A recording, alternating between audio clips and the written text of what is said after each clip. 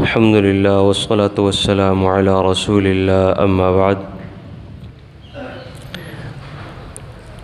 آج سے ہمارا اگلا باب شروع ہو رہا ہے، باب صلاۃ الخوف۔ خوف کی نماز کے حوالے سے مختلف مسائل احادیث کی روشنی میں کہ اللہ کے نبی صلی اللہ علیہ وسلم کے دور میں جو خوف کی نماز ہے وہ کیسے ادا کی جاتی تھی۔ حدیث نقل کرتے ہیں، وعن صالح بن خوات رضی اللہ تعالی عنہ عمن صلی مع النبی صلی اللہ علیہ وسلم۔ صالح بن خوات یہ تابعی ہیں، وہ بیان کرتے ہیں اس شخص سے جس نے اللہ کے نبی صلی اللہ علیہ وسلم کے ساتھ نماز پڑھی یوم ذات الرقاع، ذات الرقاع کے دن، صلاۃ الخوف، خوف کی نماز۔ مختلف اللہ کے نبی صلی اللہ علیہ وسلم کے جو مغازی ہیں تو وہ مختلف ناموں سے جانے جاتے ہیں، پہچانے جاتے ہیں۔ ان غزوات میں سے، ان لڑائیوں میں سے ایک لڑائی، ایک غزوہ جو میرے نبی نے لڑی، اس کو کہتے ہیں غزوہ ذات الرقاع۔ اور اس کی جو نام رکھے جانے کی وجہ ہے کہ اس کو ذات الرقاع کیوں کہتے ہیں، دراصل سفر بہت لمبا تھا۔ ایک ایک اونٹ پر 7 صحابہ کرام کی باری تھی۔ ایک اونٹ ہوتا، 7 لوگ ہوتے، باری باری سوار ہوتے۔ صحابہ کرام بیان کرتے ہیں کہ پیدل چل چل کر ہمارے پاؤں کے ناخن اکھڑ گئے، چھالے پڑ گئے، زخمی ہو گئے پاؤں، اور پھر اس کی وجہ سے ہم نے اپنے پاؤں کے اوپر کپڑے باندھے تھے، تو اس وجہ سے اس کو ذات الرقاع کہا جاتا ہے، یعنی کپڑوں والی جنگ، لڑائی اور غزوہ۔ تو اس خوف میں یا اس لڑائی میں، اس جنگ میں اللہ کے نبی صلی اللہ علیہ وسلم نے خوف کی نماز، جو فرضی نمازیں ہیں، فجر، ظہر، عصر، مغرب اور عشاء، تو یہ نماز پڑھائی۔ نماز کا وقت چونکہ ہو گیا، اب عموماً جیسے ہم نماز پڑھتے اس سے ہٹ کر اس کا طریقہ ہے، ذرا غور سے سنیں۔ ان طائفۃ من اصحابہ، صحابہ کرام میں سے ایک گروہ، صفت معہ، اللہ کے نبی کے ساتھ انہوں نے صفیں بنا لی، نماز کھڑی کر دی باجماعت۔ وطائفۃ وجاہ العدو، اور دوسرا گروہ دشمن کے مقابلے میں کھڑا ہو گیا۔ صحابہ کرام نے 2 گروہ بنا لیے، ایک گروہ اللہ کے نبی کے پیچھے نماز میں، اور دوسرا گروہ دشمن کے مقابلے میں دفاع کر رہے ہیں اور اپنا خیال رکھ رہے ہیں۔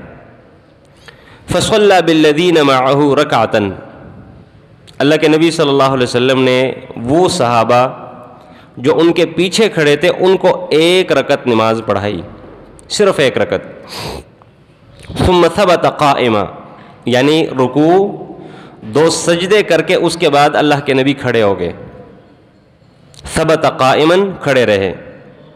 وَأَتَمُّوا لِأَنفُسِهِمْ، جو صحابہ کرام پیچھے کھڑے تھے انہوں نے اپنی اپنی 1 رکعت نماز پوری کر دی، سلام پھیر کر چلے گئے۔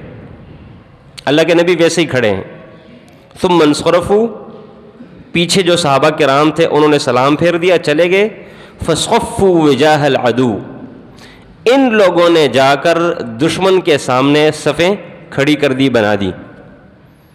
وجاءت الطائفۃ الاخری، جو دوسرا گروہ تھا جو ابھی تک دشمن کے مقابلے میں کھڑے تھے، وہ آئے اور انہوں نے فصلی بہم الرکعۃ التی بقیت، اللہ کے نبی کی 1 رکعت باقی تھی، یعنی 1 رکعت ان کو پڑھا کر کھڑے رہے۔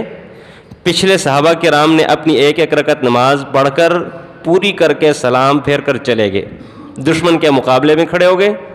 دوسرا گروہ آیا، اللہ کے نبی کے ساتھ کھڑا ہو گیا۔ اللہ کے نبی ویسے ہی انتظار کر رہے تھے۔ اللہ کے نبی نے ان کو وہ جو اللہ کے نبی کی 1 رکعت باقی تھی، وہ 1 رکعت نماز ان کو پڑھا دی۔ ثم ثبت جالسا، 1 رکعت پڑھا کر اللہ کے نبی بیٹھے رہے تشہد کی حالت میں۔ وَأَتَمُّوا لِأَنفُسِهِمْ، جو پیچھے صحابہ کرام کھڑے تھے انہوں نے کھڑے ہو کر اپنی ایک رکعت پوری کر دی. ثم سلم بهم، پھر اللہ کے نبی نے ایک ساتھ سلام پھروا دی. ایک ساتھ سلام پھیر کر پیچھے صحابہ کرام نے بھی اللہ کے نبی کے ساتھ ہی سلام پھیر دی. متفق علیہ، یہ روایت بخاری اور مسلم کی روایت ہے.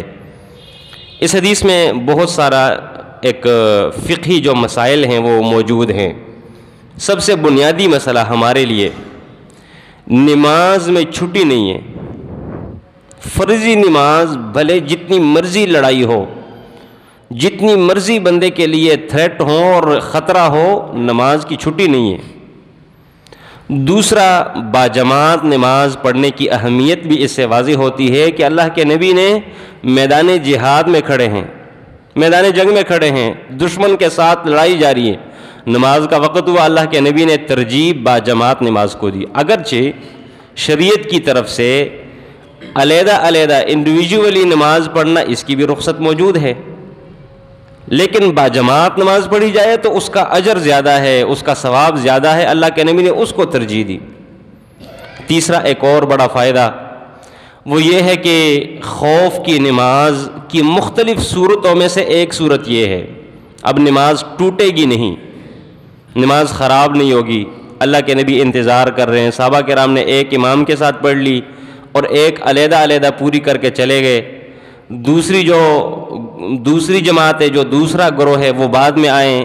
اب یہ طریقہ شرعی طریقہ ہے اور اس سے نماز میں کوئی خلل واقع نہیں ہوتا، لہٰذا سیم اس کا اجر ویسے ہی ہے جیسے عام امن کے حالات میں نماز پڑھنے کا ہے. سبحانک اللہم و بحمدک، اشہد ان لا الہ الا انت، استغفرک.